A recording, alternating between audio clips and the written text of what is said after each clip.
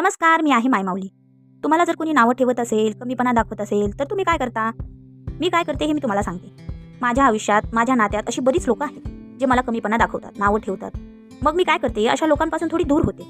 कारण ते बोलणार, आपण बोलणार, मग वाद होणार, याने काहीच सिद्ध होत नाही. कारण आपण सहन करून करून थकलेलो असतो.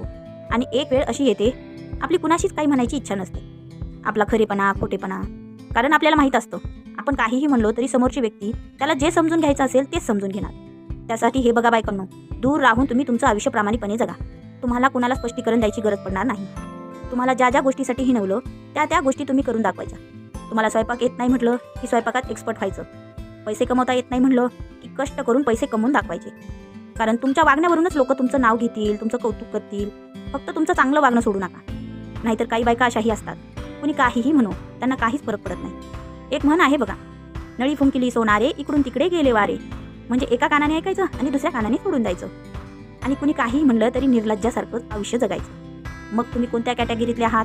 स्वाभिमानी का निर्लज्ज?